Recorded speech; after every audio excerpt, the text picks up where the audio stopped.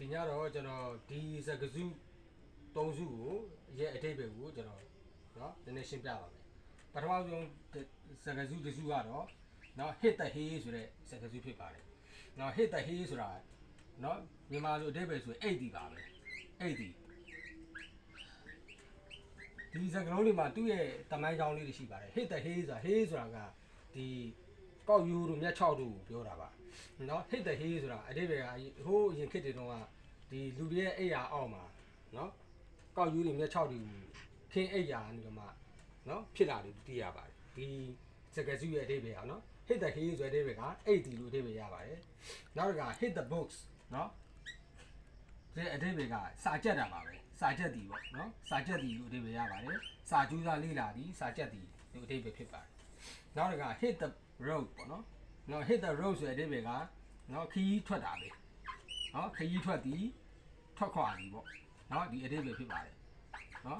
ကျွန်တော်ရှိမှလည်းပြောပါတယ် hit the books เนาะစာကြက်တီကျွန်တော်ရှိမှဆိုရင်ဟို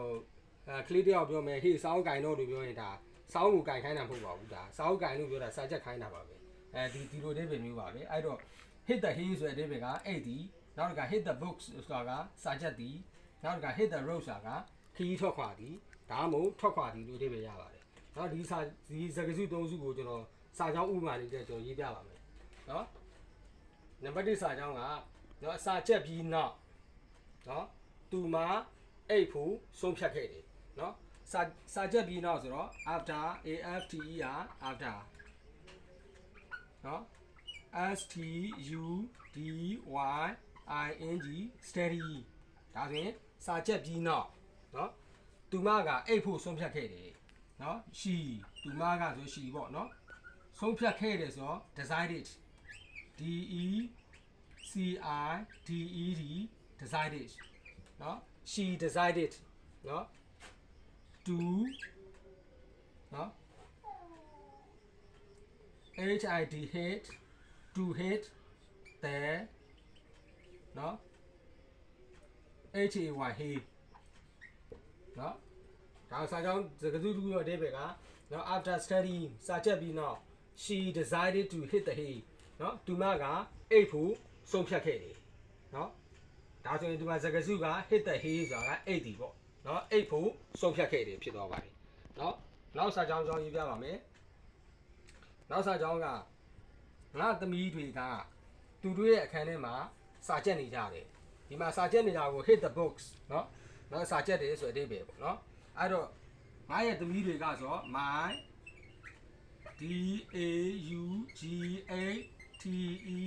daughters my daughters ငါရဲ့သမီးတွေကအများကြီးဖြစ်တဲ့ကြောင့် AI ကနော်စာကြက်နေတယ်ဆိုတော့ hitting နော်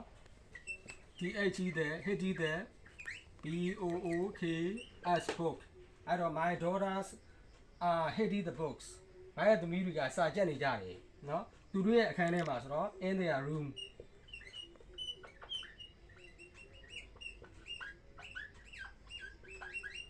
အဲ့တော့စာကြောင်းလို့ရဲ့အဓိပ္ပာယ်က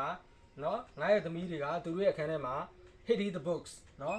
စာကြက်နေကြတယ်လို့အဓိပ္ပာယ်ဖြစ်ပါတယ်နော်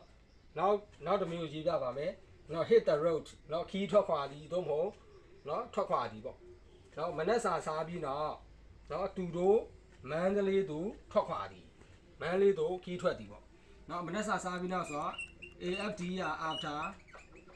မနက်စာက breakfast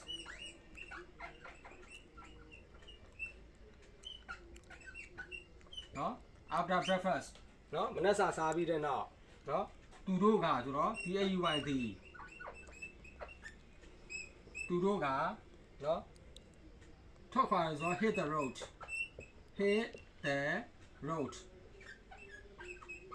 သူတို့ကထွက်ခွာတယ် they hit the road ခီးထွက်တယ်သူMandalay to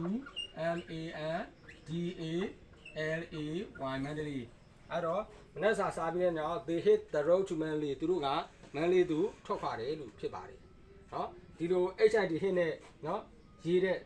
နော်စကားစုမျိုးလေးတွေနော်နောက်နေ့မှာအလင်းသိရင်လည်းကျွန်တော်ထပ်ပြီးတော့မှဆွေးနွေးပြပါမယ်အားလုံးကြည့်တင်ပါတယ်